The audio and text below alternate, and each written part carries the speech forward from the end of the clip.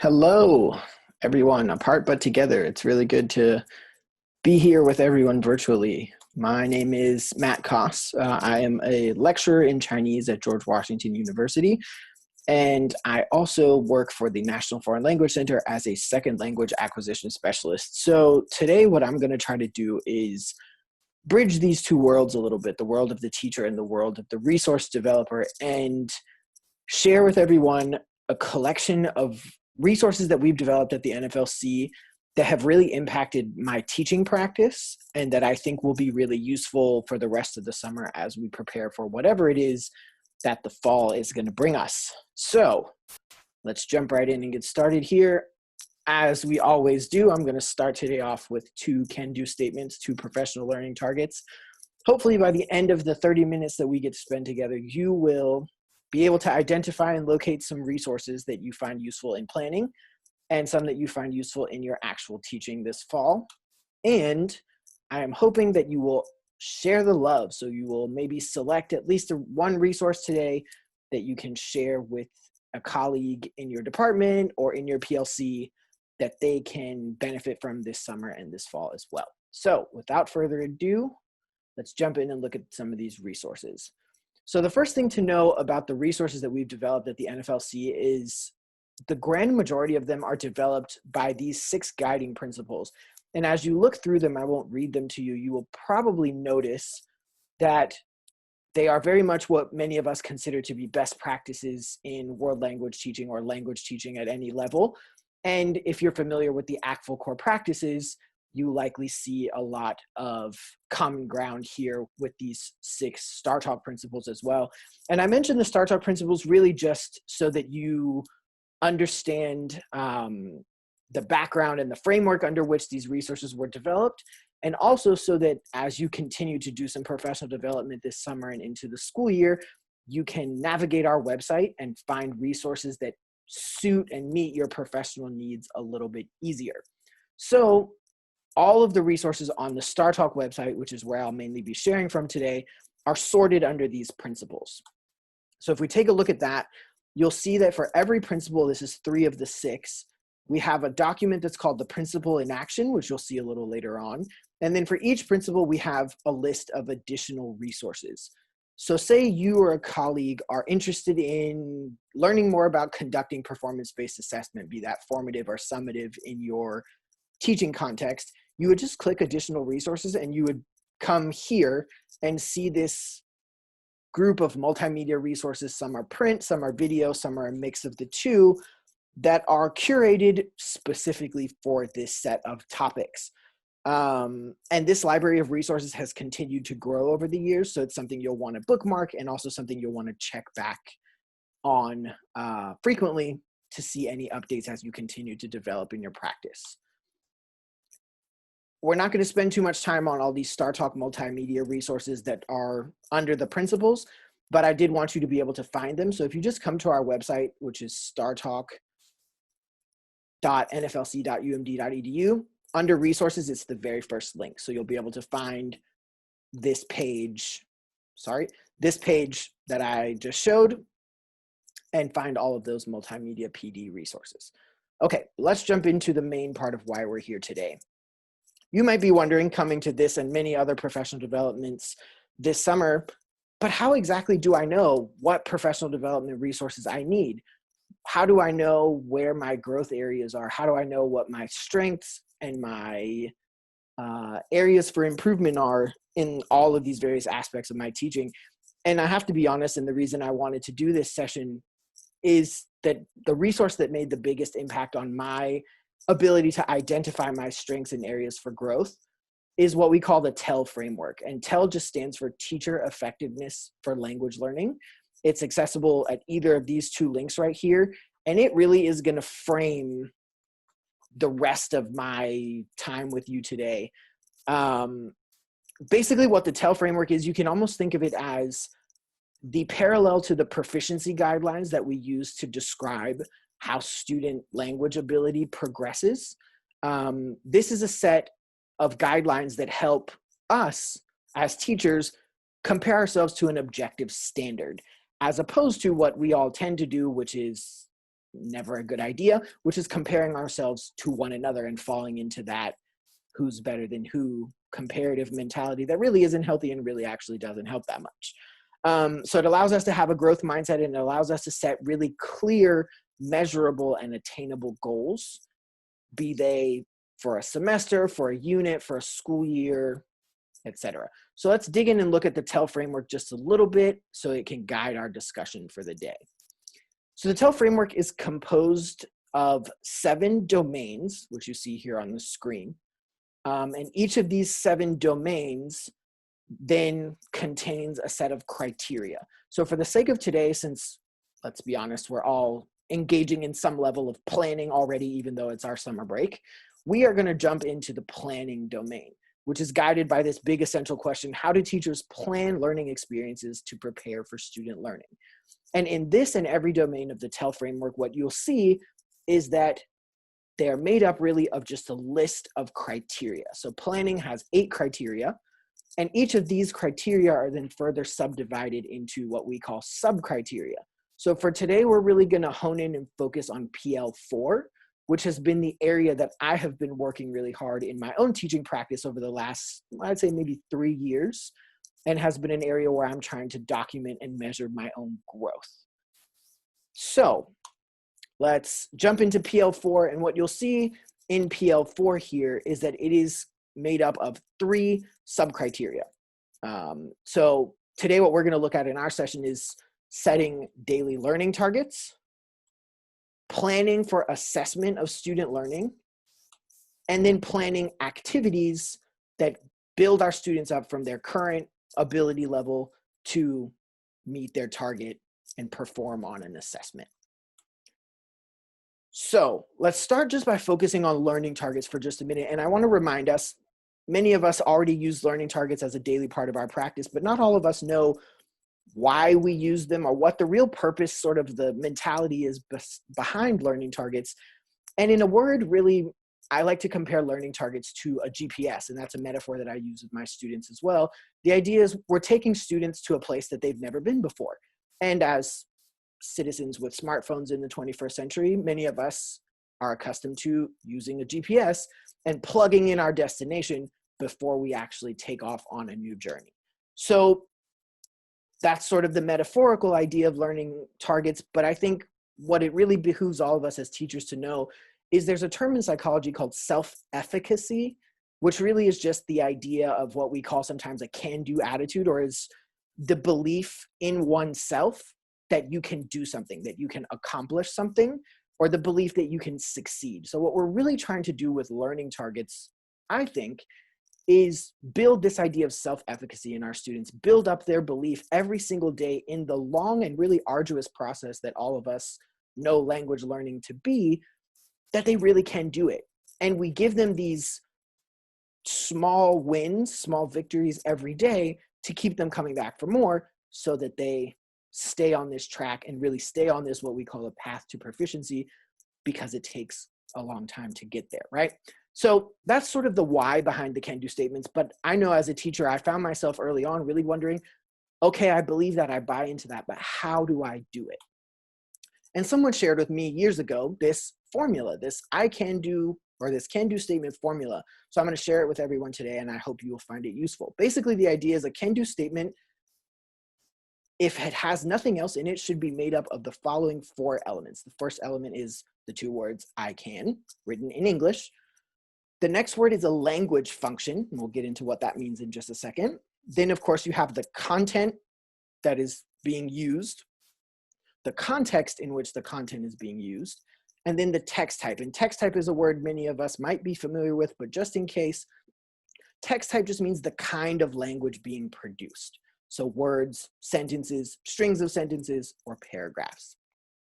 And text type is a really important thing for us to have on our minds and be paying attention to. So I'm going to take just a minute and say one more thing about text type, a reflection that I've had over the years and that I think is important to come back to. I try to mention it in all my professional development events, is vocabulary is important, but the truth of the matter is students can learn words without us.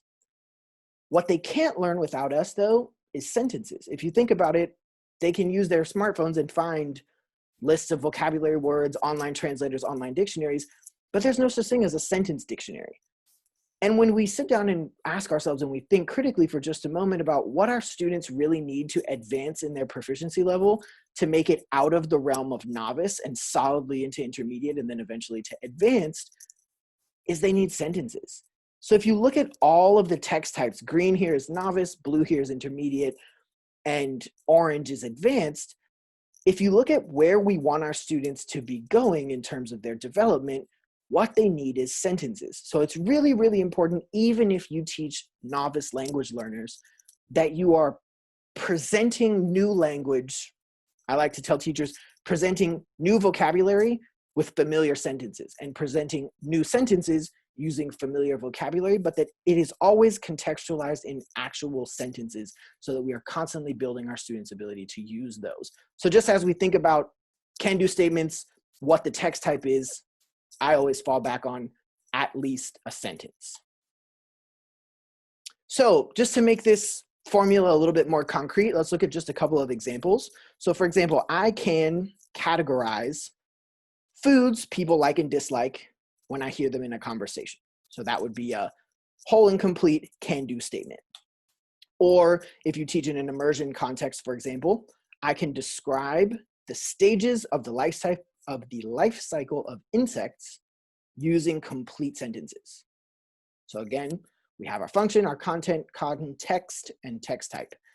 Or I can compare and contrast my and my classmates' class schedules using strings of connected sentences. This last I can statement came from my own classroom of intermediate mid targets last fall.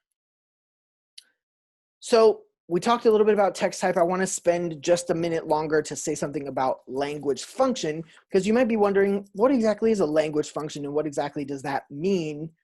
And why do I need to use this language function? I really like this definition from Donna Clementi and Laura Terrell's book, Keys, which is that language functions convey the purpose for speaking or writing by identifying the basic task that a person must be able to do in order to communicate effectively in a given situation.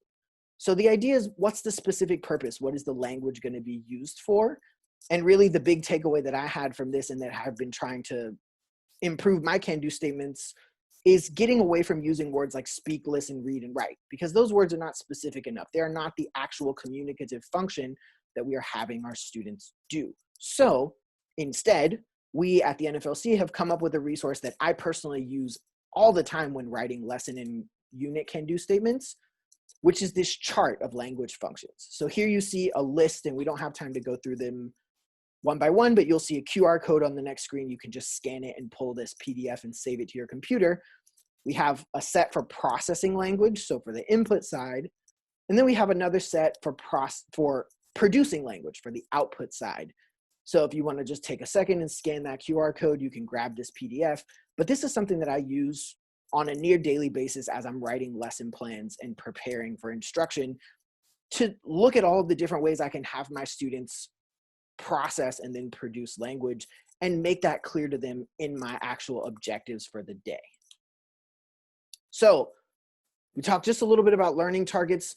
The next thing that I want to share with you is a resource that, again, has really, really impacted my teaching, that sort of brings together this idea of objectives and assessment in a really clear and manageable way, at least for me when I'm in planning mode like I very much am this summer. So to just step back into a metaphor for just a second, if we think about our role as language teachers, we often don't have a say in exactly what the curriculum is. Sometimes we do, sometimes we don't. But I would venture to say that to some degree, most of us exist in a context where the curriculum is somewhat set for us. And in any context where there already is a curriculum, even if there's one that we end up writing, what our sort of bread and butter, or the majority of what we do as teachers, really is breaking down the curriculum and forming the bridge between this side, the curriculum, and this other side, which is the daily lessons that we're delivering to students every day. And we do that in sort of a three-step process. We take the big objectives in the curriculum and we unpack them. We develop checks to make sure that our students are able to achieve each of these unpacked steps as they walk incrementally across this bridge. And then we identify the language, the sentence frames, the vocabulary, the cultural products, practices, and perspectives, etc., which is the actual content that we're getting into teaching our students, right? So we have this document, and this document is called the Key Learning Experiences. And the idea is that students are in your classroom going through various experiences that are facilitating and helping to cause them to learn. So this document is called the Key Learning Experiences, and this changed my life in terms of taking a curriculum, even when I had a mandated textbook, and breaking it down into what am I actually going to do every day that is functional use of language to have objectives, to have checks, and to come up with the language that my students actually need. So first thing is, you'll notice on many of our documents, we say program because StarTalk funds summer language learning programs, but you'll just want to change that word to unit for your instructional context. But we're going to jump in and sort of explore this Key Learning Experiences because it truly has been a huge planning resource for me, and I hope that it will become one for you as well. So at the top of this document here, once you kind of fill in these initial data points, which really for me, I just use a template Word document and never fill those boxes in because I'm teaching the same class every day. You come down here to this first section, which is your what we would call a unit can-do statement and a performance task. And the idea here is that you take this from your curriculum, whether you write it or it's given to you. So throughout the use of this document, as we're going to break this curriculum down from its big piece into our daily chunks for lessons, that we are beginning with the end in mind, that we see this objective that a month from now, 3 weeks from now, however long from now, we want our students to be able to achieve what goal and what task are they going to do to demonstrate to us that they have achieved this goal. So this is really just a copy-paste job. You put these pieces of information in from your actual curriculum. But then before we jump in to the development of learning targets for the daily lessons that we're going to engage in throughout this unit, something that I learned from Laura Terrell is you take your can-do statement, right? Your unit level can-do statement, you have your task, and something that's really helpful to do as the teacher as you are planning and thinking about what is all the language that I want to spiral or recycle that my students have already learned and already are familiar with knowing. What is it that they bring to the table, and what are all of the different ways that they might use language on this topic? So if you think about, we have our can-do statement, we have our assessment task. What I want to take us through for just a moment, as you see with this example, this is about travel, visiting different regions, is we're going to brainstorm the topics, and you'll see how I think this helps in the development of the lesson can-do process. So if we start with this can-do statement, we're really talking about places, right? One of the first steps we can do as teachers is think about what are all the things I might talk about functionally in my target language or my native language when I'm talking about arranging a trip to different places. So I might talk about what I can do there, my opinion of a place, things I might eat there, why I might go there or not, what things I might buy there. I might think about people I know and anybody I know from there, where the place is actually located, how I get there, what I see there, what I pack, right? All of these sort of content chunks allow us to reuse things that students already bring to the table. So identifying that background knowledge and then build on that background knowledge to then incrementally chunk out the language we want them to learn to eventually hit that target, right? So this is a great first step that I learned a year or two ago and has really helped me in my planning. So we have the unit can-do statement, we have the unit assessment task, we've thought some, we've sort of fleshed out this idea of what language are they going to use, what language are they going to need, what do they already bring to the table. What we do next on this KLE document or this Key Learning Experiences document is we fill in 3 columns. First column is lesson can-dos, second column is vocabulary, the third column is check for learning. But I don't actually advise that you fill them in 1, 2, 3 in that order, and I'm going to show you why. So for me, what I do is I try to come up first with what is the actual sequence from where my students are right now to what input they're going to get to eventually what output they're going to need to be able to have practiced and received feedback from me on before I actually have them step into the ring, so to speak, when they're going to do that assessment task, is come up with the entire list of my can-do statements first. So in other words, don't move horizontally, move vertically down this column. And that helps me come up with a sequence to see the big picture of how many days are we talking about? How many different objectives are we talking about to get from point A to point B?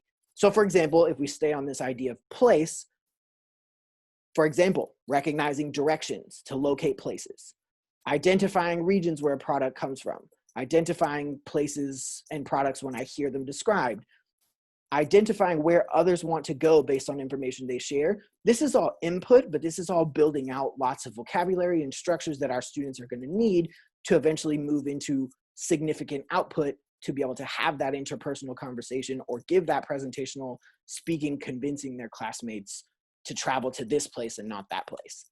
And then you imagine they might eventually move into some output tasks, but we can see if we chunk this out into these can-do statements and we do the entire column first, we can get a good idea of where are they now, where do they need to be, and what steps need to happen for them to get there. So the first step of the KLE, the key learning experiences for me, is chunk out the actual lesson can-do statements. So we move down this column here first, right? Now, once we have all of these lesson can-do statements, I guess one of the things that I pointed out to a friend not that long ago when I was convincing him that this was a good tool to use is by nature, the KLE being a single column entity, it sort of forces you to sequence things, right? To think about which of these objectives is going to come sooner, which one is going to come later, and does that make sense and why?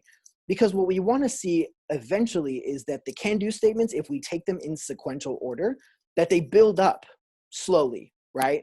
But surely from input to output and build in complexity until the point that they're really not but a hop, skip, and a jump from this big objective that we have for our students at the end of this unit, right? So once we have our lesson can-do statements, which came by way of brainstorming topics, the next thing that we have to do is plan progress checks. How are we going to check every day that our students are making progress, that they're getting towards their goal? Because we know that it's not going to come in one big jump, it's going to come incrementally. And the way that I like to think about this, if the lesson can-do is the opening parentheses, then the check for learning is the close parentheses. And I say that because when we're writing, you can't open a parentheses and then not close it, right? That's incomplete. So it's important, I think, to think about our lessons as opening the parentheses with the objective, closing the parentheses with the check for learning, right? And then the final thing that I actually have started doing that has been really helpful to me to select the target structures that I really want my students to use is to actually have the conversation.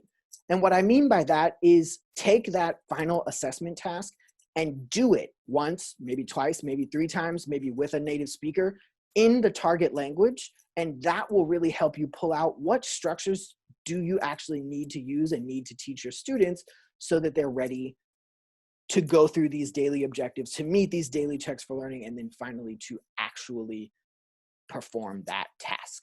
So we have filled out our lesson can-dos, we fill out our checks for learning as a column, and then we get our target language structures and our products, practices, and perspectives as they inform those things in this key learning experiences document. And again, they build incrementally. So that last lesson can-do on the list should look very similar to our final unit can-do statement, in the same way that the check for learning here is probably going to be in the same mode, or presentational writing versus presentational speaking, that our final assessment task is, so that students have multiple opportunities in the mode to get feedback and practice before they actually have to perform. So just a quick recap of the key learning experiences document. It helps us set clear goals from unit all the way to our daily lesson. It helps us plan assessment tasks, which are daily checks for learning that build up to a performance assessment.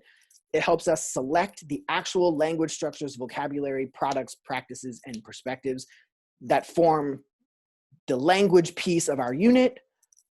And I think it's helpful always to separate those into need to knows and nice to knows. And then and only then are we ready to jump in and decide which activities we want our students or need our students to do in a progression in order to actually meet the daily objective, to complete the daily check for learning on their path progressing towards the end of unit objective and tasks. So we have looked at some resources for learning targets. We have looked at some resources for assessing students' ability to demonstrate their meeting of these learning targets. Finally, let's delve into sort of the bread and butter of the teacher, which is activities. And we have a great resource here that I will not spend too much time on, but this is one of my favorite resources we've ever created. It is a database of high engagement, learner-centered classroom activities. As you see on the side here, it is filterable by a number of different criteria.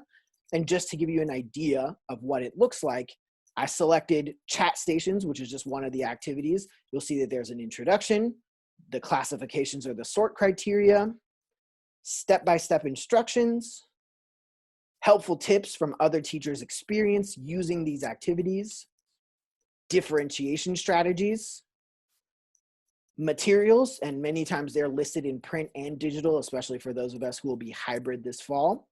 And they also have classroom videos from real classrooms, real teachers with real students. So this is a huge source of inspiration for me in my teaching. And I'll let you in on a little secret. There actually are a couple videos of my classroom up here in this database as well. So if you want to go see what Matt Lao Shi looks like in action, you can go there and check it out. Again, all of this is accessible directly on our website. You'll just come to resources, and instead of clicking principal resources, you will click classroom activities. Again, our website is just startalk.nflc.umd.edu. That's where you click. So let's take a deep breath and let's sort of recap what we've talked about today.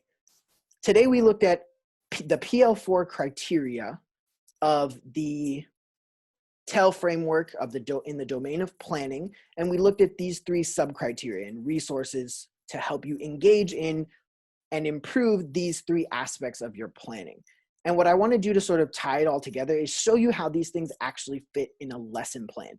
And this lesson plan template is freely available also on our website and is actually the one that I use in my daily life as a teacher. So I just want to show you how learning targets, assessment, and activities fit into this lesson plan, which is designed using backward design as a model and really fits with my understanding of beginning with the end in mind, the end here being the unit objective and the unit assessment task, and then every day checking that my lesson can do statement builds towards the unit can do statement, checking that my check for learning builds towards the performance assessment task, checking that my vocabulary relates directly to that task in some way, and then deciding what experiences do my students need, what activities do they actually need to go through in order to get through today to meet my objective for today, but also to be building towards that final piece that I want to see summatively at the end of my unit. So this connection to the curriculum, sort of this learning plan template or lesson plan template, I find really helpful and find really works as I'm shifting my practice more and more to use backward design. And I think you might find it useful too. Again, you can just download it right there in the corner. And if you do start using our lesson plan template, I wanted to share just a couple other resources that we have that you might find useful. We have some sample learning plans. We have a development checklist. We have a whole guide, a PDF to developing learning plans. And then of course we have the template that I just showed you. Again, all of this is free to download on our website. So to recap, I briefly mentioned the variety of multimedia professional development resources we have on our website. I showed you some learning plan or lesson plan tools, all designed using the principle of backward design, which is an ACTFL core practice as well. We looked briefly at our learner-centered high engagement classroom activities database. And then of course, our topic or discussion today was guided using the planning domain of the teacher effectiveness in language learning or TEL framework.